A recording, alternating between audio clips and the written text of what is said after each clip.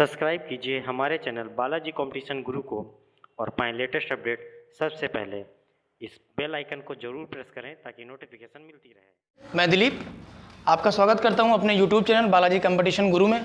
आज आपके सामने हम ऑनलाइन लाइव क्लास ले रहे हैं और बहुत सारे टॉपिक हैं हमारे पास ऑनलाइन वीडियो के लिए। और इसके पहले आपको बता दें कि अभी हाल ही में जो पेट का सिलेबस आया हुआ है, ये पेट का सिलेबस का मतलब है UPSSC जो भी समूह घ की वैकेंसी कराएगा उसके अंतर्गत जो सिलेबस दिया गया है उसमें सबसे ज़्यादा अहम रोल है वो जीएस का है, जो 50 क्वेश्चन पूछेगा। इस 50 क्वेश्चन के अंतर्गत हम बहुत सारे टॉपिक निरंतर लाते रहते हैं। आज एक टॉपिक लेके आए हैं और जीएस पे अपना फोकस बनाए रखिए और हमारे चैनल को लाइक करिए और शेयर करिए धड़ल्ले से। आइए, तो आज एक टॉपिक हमारे पास है, आपके सिलेबस में वो टॉपिक दे रखा है और वर्तमान में वहाँ से क्वेश्चन भी बन रहे हैं। देखते हैं, एक टॉपिक है ऊर्जा, एनर्जी। ऊर्जा दो प्रकार में बांटी गई है या ऊर्जा के दो वर्गीकरण हैं। आप नाम सुनते होंगे, अक्सर क्वेश्चन आता है नवीकरणीय ऊर्जा और अनवीकरणीय ऊर्जा।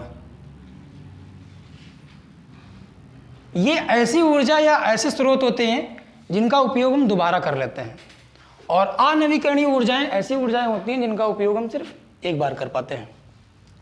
तो इसके अगर एग्जाम्पल की बात करें हम, तो दुनिया की सब या बोलें कि पृथ्वी पे सबसे बड़ी ऊर्जा या सौरमंडल की सबसे बड़ी ऊर्जा वो सौर ऊर्जा है। कौन सी? सौर ऊर्जा। और नवीकरणीय ऊर्जा के अंतर्गत और जो ऊर्जाएं हैं उनके एग्जाम्पल इस तरह से हैं: पवन ऊर्जा, जल विद्युत ऊर्जा, जैव ऊर्जा, ज्वरीय ऊर्जा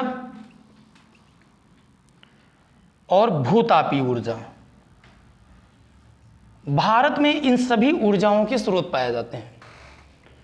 दुनिया की सबसे बड़ी ऊर्जा का नाम हमने क्या बताया? सौर ऊर्जा। इसी तरह अगर हम अनवीकरणीय ऊर्जा में देखें, इनका उपयोग हम सिर्फ एक बार कर पाते हैं, जैसे कोयला, पेट्रोल, गैस, परमाणु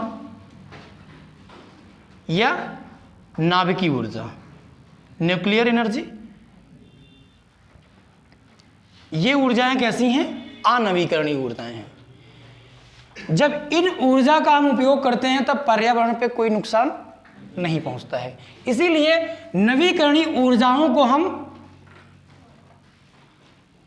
पर्यावरण हितैषी या इको फ्रेंडली बोलते हैं। क्या बोलते हैं? इको फ्रेंडली, मतलब पारिस्थितिकी तंत्र का सहयोग करने वाली ऊर्जाएं। और इसीलिए वर्तमान में भारत सरकार इन योजनाओं को बहुत ज़्यादा प्रमोट भी कर रही है और कई नई नई तरीके की योजनाएं भी लेके आ रही है। इनका एक नया नाम इस समय बहुत फेमस चल रहा है, जिसको हम अक्षय ऊर्जा के नाम से भी जानते हैं। किस ऊर्जा के नाम से जानते हैं? अक्षय ऊर्जा। और ज्योग्राफी में नवीकरणीय ऊर्जा को एक और नाम दिया गया है गैर परंपरागत ऊर्जा। गैर परंपरागत ऊर्जा, क्योंकि इन ऊर्जाओं का पहले उपयोग नहीं था, किंतु जैसे जैसे तकनीकी का विकास हुआ देश में या विश्व में, वैसे वैसे इन ऊर्जाओं का उपयोग धीरे धीरे बढ़ता गया।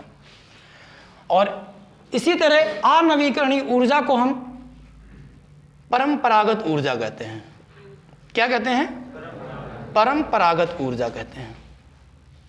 यह ऊर्जा पर्यावरण को नुकसान पहुंचाती है, क्योंकि अगर हम कोयले का अधिक उपयोग करेंगे तो पोल्यूशन होगा, पेट्रोल का अधिक उपयोग करेंगे पोल्यूशन होगा और हमारे खनिज भी समाप्त होंगे। तो इसको हम किस नाम से जानते हैं? परंपरागत ऊर्जा। ज्योग्राफी में इसे समाप्य ऊर्जा भी कहा गया है। समाप्य ऊर्जा मतलब समाप्त होने वाली एनर्जी। इनको असमाप्य ऊर्जा भी बोला गया है।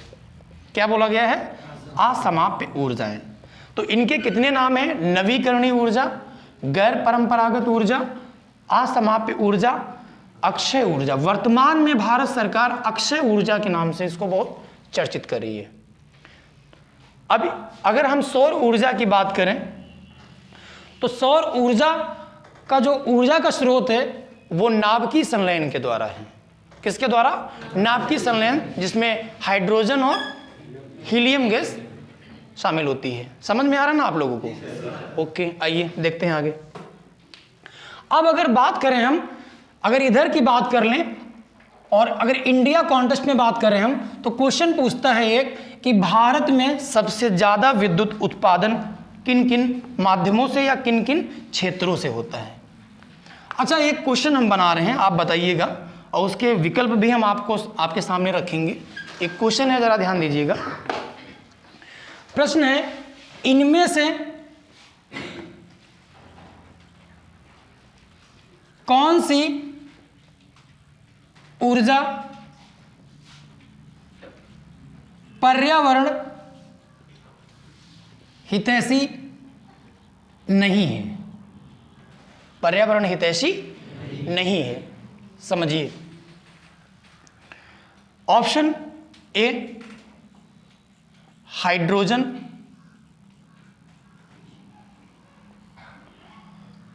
ऑप्शन बी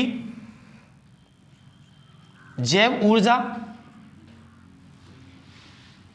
ऑप्शन सी ज्वरीय ऊर्जा, ऑप्शन डी तापीय ऊर्जा। तापीय ऊर्जा। तो ये 4 विकल्प हैं। ऐसे क्वेश्चन खूब पूछे जा रहे हैं आजकल। या पूछता है इनमें से कौन सी ऊर्जा नवीकरणीय है, या क्वेश्चन पूछता है इनमें से कौन सी ऊर्जा नवीकरणीय नहीं है। ऐसे क्वेश्चन आते नहीं आते हैं। तो ये हमने थोड़ा चेंज करके बनाया है। बताइए आंसर क्या होगा इसका? तापीय ऊर्जा। इसका आंसर क्या होगा? तापीय ऊर्जा। क्यों? क्योंकि तापीय ऊर्जा कोयले पर आधारित होती है। कहाँ पे आधारित है? कोयले पे आधारित है। और ये जो हाइड्रोजन है, हाइड्रोजन से पर्यावरण को कम नुकसान पहुंचता है। और हाइड्रोजन वर्तमान में सरकार इसके लिए कई प्रोग्राम चला रही है। आप नाम सुनते होंगे जेट्रोफा पेड़। तो जेट्रोफा पेड़ में जो जेट्रोफा है वो आती तो जैव ऊर्जा के अंतर्गत है, किंतु इसमें हाइड्रोजन गैस का बहुत बड़ा इंपॉर्टेंट रोल होता है। जेट्रोफा को हिंदी में अगर आप कभी विकल्प देखेंगे तो रतन ज्योत लिखा होगा। क्या लिखा होता है? रतन ज्योत। वर्तमान में जैव ऊर्जा का जो निर्माण किया जा रहा है या जैव ऊर्जा जिससे बनाई जा रही है, उनमें जेट्रोफा या रतन ज्योत, मक्का, गन्ना, इन फसलों का बहुत बड़ा योगदान है। और भारत सरकार इसको बहुत प्रमोट कर रही है। और भारत ने इसके लिए एक योजना शुरू करी थी, उड़ान योजना। उड़ान योजना के अंतर्गत 2016 में भारत ने जैव आधारित ऊर्जा पर पहली फ्लाइट देहरादून से दिल्ली के बीच में चलाई थी। ये क्वेश्चन बहुत चर्चाओं में रहा था, इसको थोड़ा देखिएगा। अब अगर बात करें हम कि भारत में सबसे अधिक विद्युत उत्पादन किन किन क्षेत्रों से किया जाता है, सबसे अधिक विद्युत उत्पादन। अगर क्वेश्चन सामान्य है, सिंपल पूछ रहा है, तो एक एक ऑप्शन रखेगा। अगर पेपर को टफ करना चाह रहा है वो, तो फिर आपको सीरीज लगवाएगा कि ये ऊर्जाएं हैं, आप इनका सही क्रम लगाइए। तो भारत में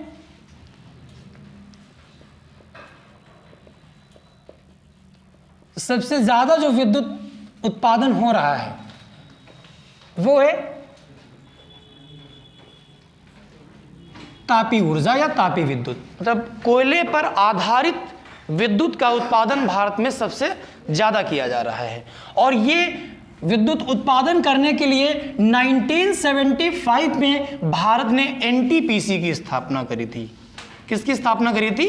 NTPC, national thermal power corporation. NTPC ने भारत में तापीय विद्युत का उत्पादन शुरू किया। भारत में तापीय विद्युत 2 माध्यम से करी जाती है। एक तो कोयले पे आधारित होती है, दूसरी गैस पे आधारित होती है। तो अगर हम इसको खोल लेते हैं सिलेबस को कि तापीय विद्युत भारत में 2 तरीके से, एक तो कोयले आधारित संयंत्र हैं हमारे यहां,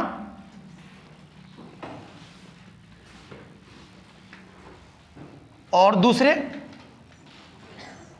गैस आधारित।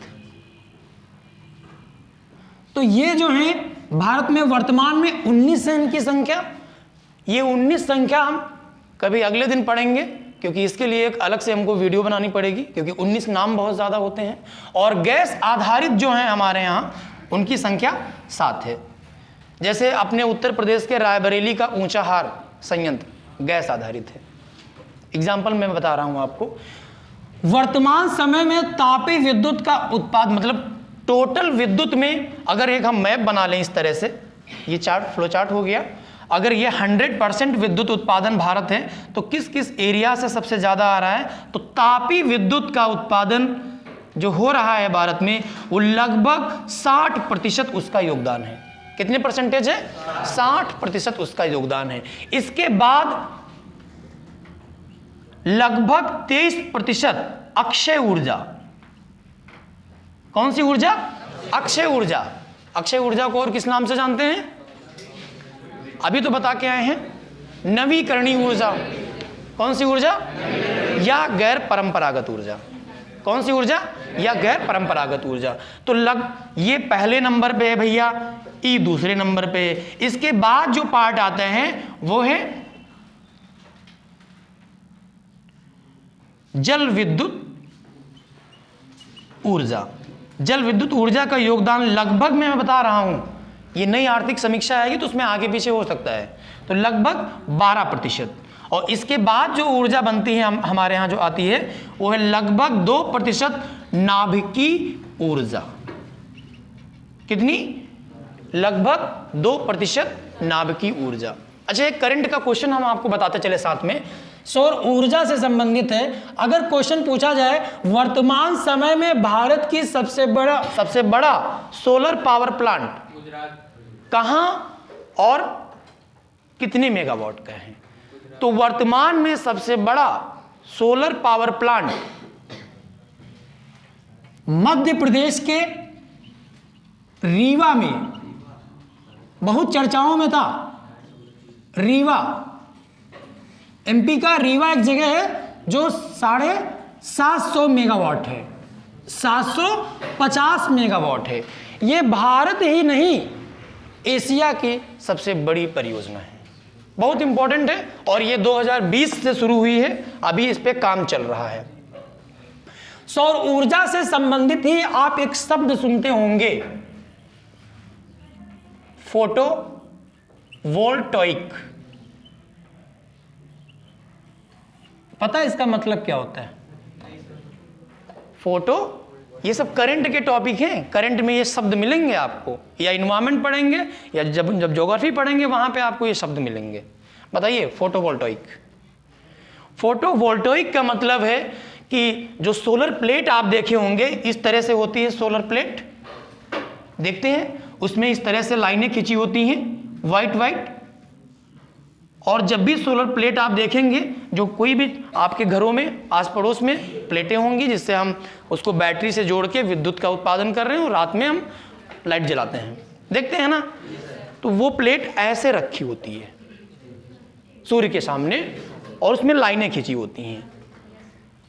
सूर्य के प्रकाश को विद्युत ऊर्जा में बदलने की प्रक्रिया को हम फोटोवोल्टाइक बोलते हैं। क्या बोलते हैं? फोटोवोल्टाइक बोलते हैं। और ये ऊर्जा, ये जो लाइनें खिंची होती हैं उसके माध्यम से नीचे यहाँ पे तार लगा होता है, उसके माध्यम से हम घर में पहुंचा रहे होते हैं और उसका फिर क्या करते हैं, ऊर्जा से प्रकाश को अपने आप को उसको क्या करते हैं, उपयोग में ला रहे होते हैं। इतना समझ में आया? चलिए आगे बढ़ते हैं। जहां पे कोई दिक्कत हो बताइएगा और हमारे वीडियो को सब्सक्राइब करिए, लाइक करिए और शेयर करिए। अगर कमेंट नहीं करे हैं तो कमेंट कर दीजिए, क्योंकि अगला वीडियो एक नई ऊर्जा के साथ आपके सामने हम लेकर आ सकें। अब इसके बाद अगर हम बात करें, अभी हमने बात कर लिया तापीय ऊर्जा, और तापीय ऊर्जा को हमने बता दिया दो तरीके से। अब हम अगर बात करें नाभिकीय ऊर्जा की, क्या है कि भैया बात करी जाए नाभिकीय ऊर्जा। या परमाणु ऊर्जा? कोई बताएगा भारत में परमाणु ऊर्जा का जनक किसे कहा जाता है? नाभिकीय ऊर्जा का भारत में जनक किसे कहा जाता है? और परमाणु ऊर्जा विभाग की स्थापना कब हुई? तो नाभिकीय ऊर्जा का जनक होमी जहांगीर भाभा। होमी बहुत इंपॉर्टेंट है भैया। नाभिकीय ऊर्जा का भारत में जनक किसे कहा जाता है? होमी जहांगीर भाभा को कहा जाता है। इनके ही निर्देशन में 1954 में, आप हल्का फुल्का नोट्स बनाते चलिएगा जो इंपॉर्टेंट लगे, ठीक है, जहां पे कोई दिक्कत हो बताइएगा। 1954 में, कब? 1954 में इनके ही डायरेक्शन में भारत में परमाणु ऊर्जा विभाग की स्थापना करी गई थी और इस विभाग का नाम बदलकर 1967 में होमी जहांगीर भाभा के नाम पर कर दिया गया था, जिसको आज हम किस नाम से जानते हैं? बार्ग।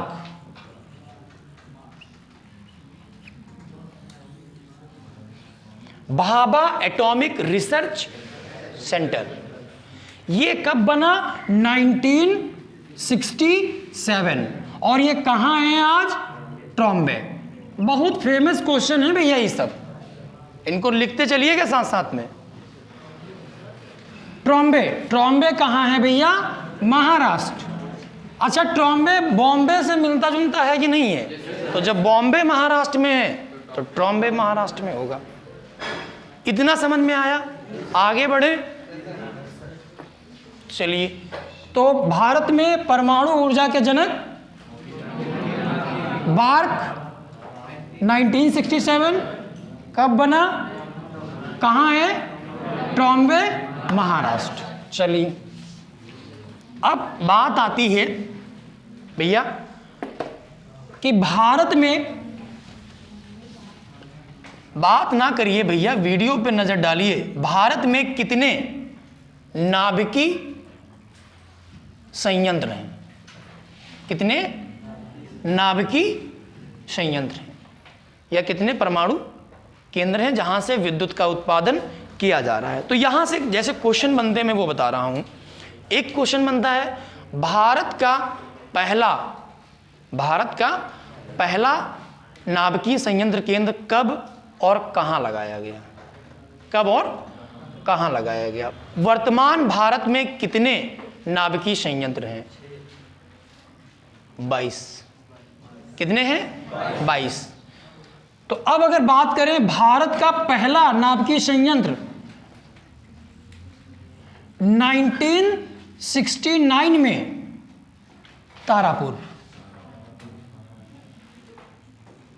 तारापुर, और ये कहां है? महाराष्ट्र में, जो अमेरिका की सहायता से लगाया गया, जो अमेरिका की सहायता से लगाया गया, ठीक है। इसके बाद अगर बात करें कि वर्तमान भारत में कितने नाभिकीय संयंत्र हैं, तो 22 हैं। कितने हैं भैया?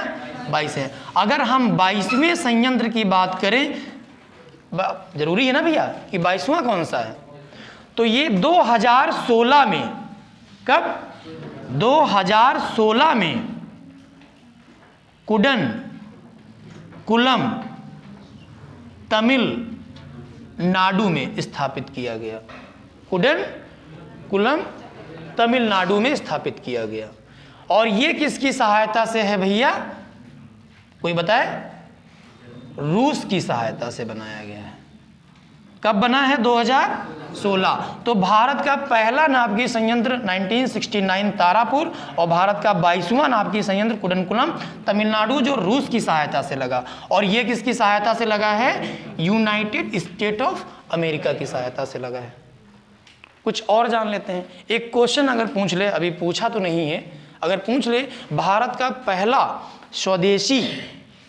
पहला स्वदेशी नाभिकीय संयंत्र, मतलब भारत ने खुद डेवलप किया, कोई बताया जरा भाई? कोई बताया भैया जरा? नहीं पता है?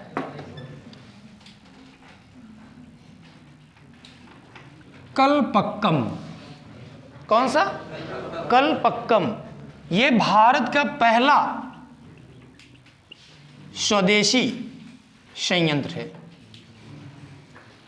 कैसा है? स्वदेशी है। और ये कहाँ है ये भी पूछता है भैया, इंपॉर्टेंट है। ये कहाँ है? कर्नाटक। बोला करिए अगर पता है। कहाँ है? कर्नाटक। क्या कर्नाटक में कोई और नाभिकीय संयंत्र है? कैगा। Very good, Kaiga.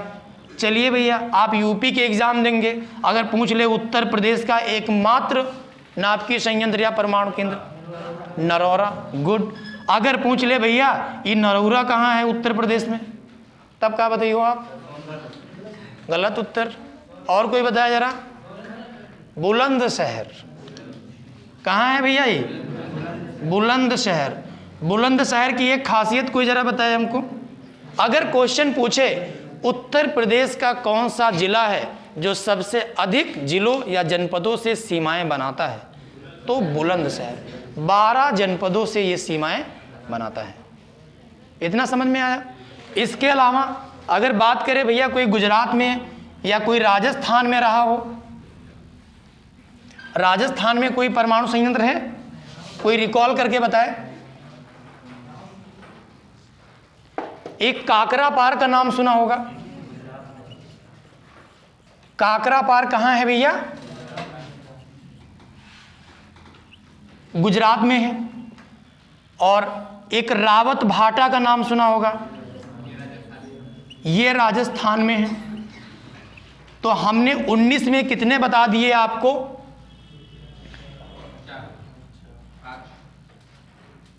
एक कलपक्कम हो गया और एक कैगा हो गया, एक नरौरा हो गया, एक नरौरा हो गया और एक कुलम हो गया। चलिए थोड़ा पानी पी लेते हैं साथ में, काफ़ी बोल लिए हैं।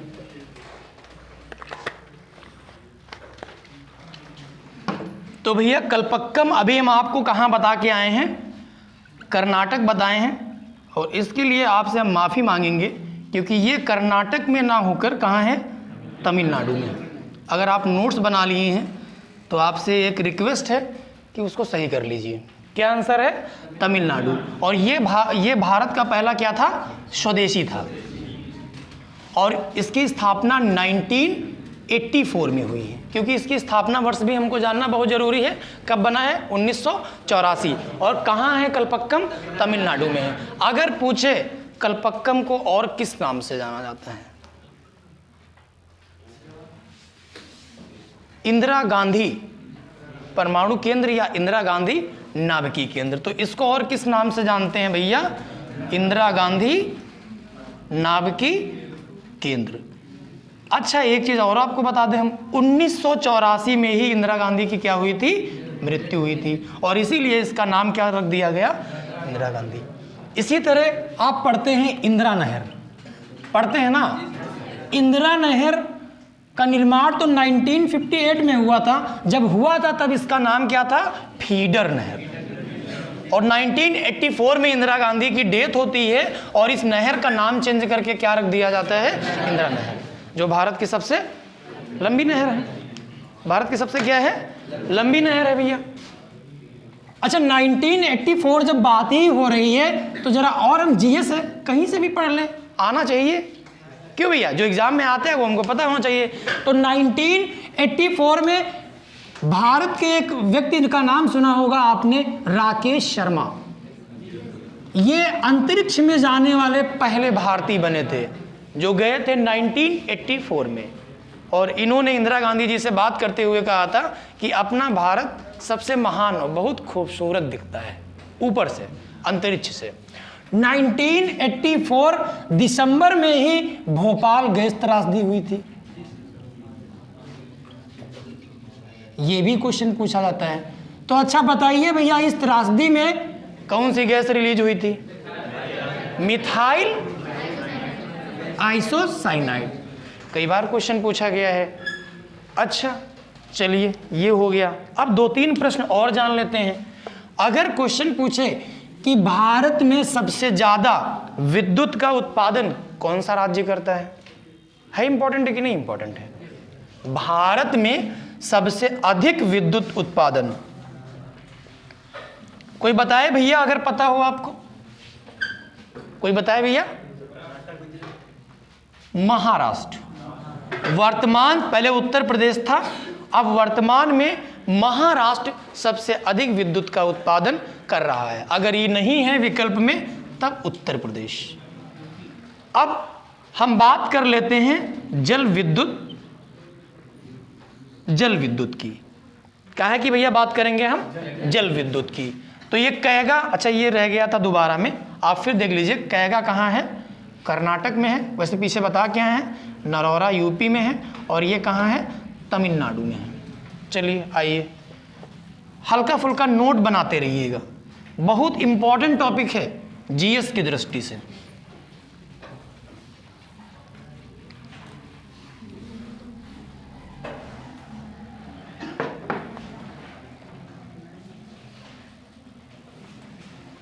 जल विद्युत नवीकरणीय ऊर्जा है या अनवीकरणीय ऊर्जा है? नवीकरणीय ऊर्जा है, तो मतलब अक्षय ऊर्जा भी है, इसी और ये पर्यावरण हितैषी भी है, इसीलिए इस ऊर्जा को हम श्वेत ऊर्जा भी कहते हैं। क्या कहते हैं भैया? श्वेत ऊर्जा। शांति बनाए रखिए, जहां पे ना समझ में आए वहां पूछ लीजिए, ठीक है? तो अगर क्वेश्चन आता है कि भारत की पहली जल विद्युत परियोजना कहां लगी, ये आपको पहले कभी हम बता चुके हैं एक बार ऑफलाइन क्लास में, और बहुत जल्द कुछ दिन पहले की बात है। तो भारत की पहली जल विद्युत परियोजना 1897 में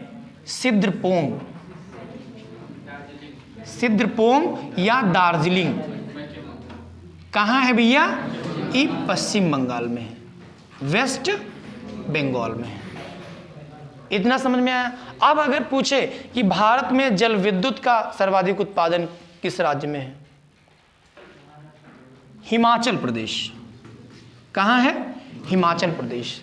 अच्छा, अगर हम सौर ऊर्जा की बात किए थे, तो अगर क्वेश्चन पूछे कि भारत में सौर ऊर्जा दृष्टि से सबसे आदर्श स्टेट, सबसे आदर्श राज्य, मतलब वहां पे सौर ऊर्जा की बहुत ज्यादा संभावनाएं हैं, राजस्थान।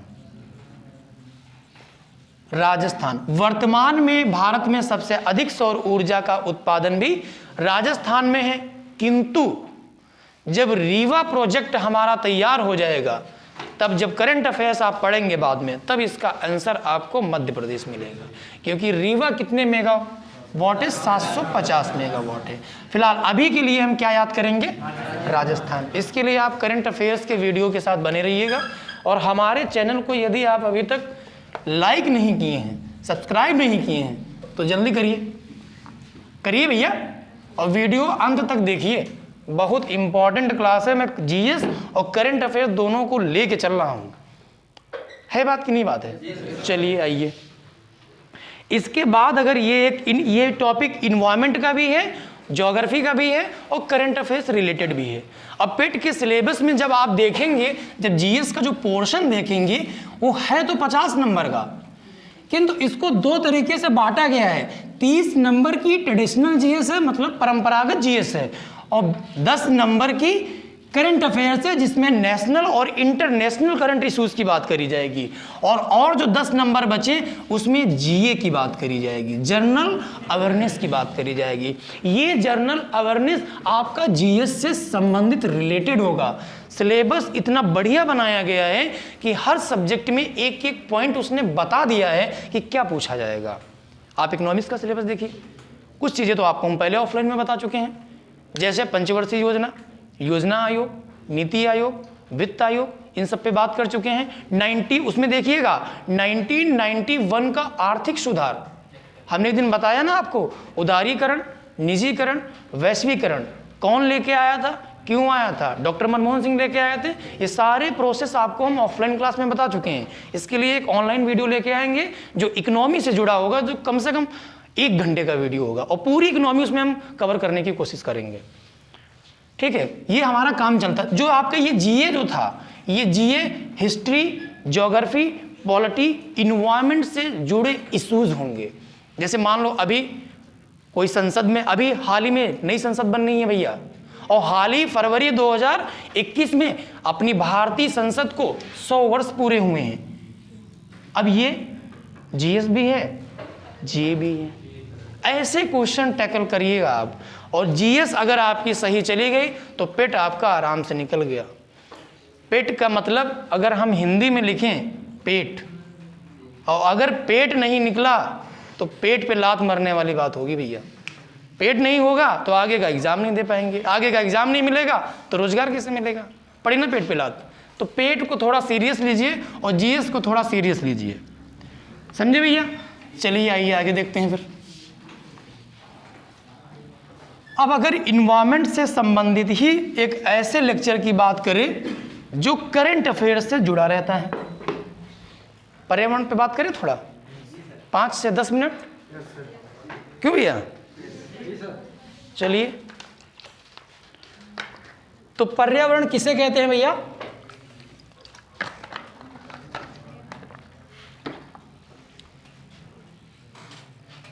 इन्वायरमेंट। आपको बता दें, जो टेट और सुपर टेट के बच्चे हैं वो भी इस वीडियो को जरूर देखें और ज़्यादा से ज़्यादा शेयर करिए, क्योंकि जो ऊर्जा एक टॉपिक है वो इन्वायरमेंट का टॉपिक है, और इन्वायरमेंट टेट की जान होती है। ईवीएस की मैं बात कर रहा हूँ, और ये तो इन्वायरमेंट का टॉपिक है, तो टेट का टॉपिक है। मैं ऐसे टॉपिक पढ़ा रहा हूँ आज, इसीलिए मैंने ऑनलाइन क्लास ली है कि सभी एग्जाम में वो काम आए। ठीक है भैया। अब अगर पर्यावरण की बात करी जाए, पर्यावरण का डिफिनेशन होता है हमारे चारों ओर जो आवरण पाया जाता है उसे हम क्या कहते हैं? पर्यावरण कहते हैं। अब बात आती है कि पर्यावरण के कितने घटक होते हैं, कंपोनेंट, कितने घटक होते हैं। तो पर्यावरण के 3 घटक होते हैं भैया। कितने? अगर फैक्चुअल पूछेगा तो पूछेगा पर्यावरण के, पूछा क्या क्वेश्चन है कि पर्यावरण के कितने घटक? कितने घटक? 3। एक होता है जैव या जैविक, एक होता है अजैव या अजैविक, और तीसरा होता है ऊर्जा। इस ऊर्जा के बिना पर्यावरण संभव नहीं है। और अभी हम आपको बता के आए हैं भैया कि सौरमंडल की सबसे बड़ी ऊर्जा का स्रोत सूर्य। तो यहां पे हम स्पेशली किसको लिख ले रहे हैं? सौर ऊर्जा को लिख ले रहे हैं। अगर इसको हम तोड़ दें, समझिएगा, सिर्फ ये ज्योग्राफी से जुड़ा हुआ टॉपिक है और इन्वायरमेंट का टॉपिक है। अगर इसको हम जोड़ लें तो इसमें पेड़, पौधे, जीव, जंतु, ये 3 चीजें मिलाकर क्या कहलाता है? जैविक। अगर इसको जोड़ लें, तोड़ लें, तो एक होता है स्थलमंडल होता है, और एक होता है जलमंडल, और एक होता है वायुमंडल। इन भैया तीनों को मिलाकर हम कहते हैं अजैव या अजैविक घटक। अब एक वर्ड सुनते होंगे आप, एक क्वेश्चन बड़ा चर्चित है सभी एग्जाम में। एक क्वेश्चन पूछता है कि पृथ्वी पर सबसे बड़ा पारिस्थितिकी तंत्र, ऑप्शन भी हम आपके सामने रख रहे हैं, बताइएगा। जैवमंडल, वायुमंडल, स्थलमंडल। देखो भैया, हम प्रश्न खुदे बना लेते हैं एक आध बीच में। और भैया तीसरा क्या है? जलमंडल। तो अब ये 4 ऑप्शन हैं, ये 4 ऑप्शन में बताइए कि कौन सा सबसे बड़ा पृथ्वी का पारिस्थितिकी तंत्र, इकोलॉजी सिस्टम है? जलमंडल। और कोई उत्तर? जैवमंडल। जैवमंडल की तरफ कितने लोग हैं? हाथ उठाइए जरा। और जलमंडल की तरफ कितने लोग हैं? 5-6 लोग हो तो कहाँ माना जाए? जैवमंडल। अभी आपके दिमाग की बत्ती जलाते हैं। 7वीं 8वीं क्लास या 9वीं क्लास का जरा सा भी आपको कुछ याद है तो एक डायग्राम बना देखते थे जैवमंडल पे। ई डायग्राम बना देखे हैं कभी? ई जल मंडल है, हाइड्रोस्फीयर, ई वायुमंडल है, और ये स्थल मंडल है, स्थेनोस्फीयर, एरोस्फीयर, और इन तीनों को मिला के भैया बना है जैव मंडल।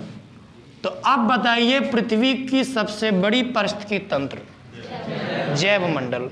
अगर जैव मंडल ऑप्शन में नहीं है तब आप करिएगा जल मंडल। ये समझ में आया? ठीक है, एक प्रश्न नोट कर लीजिएगा ये वाला कि सबसे बड़ा पारिस्थितिकी तंत्र जैव मंडल।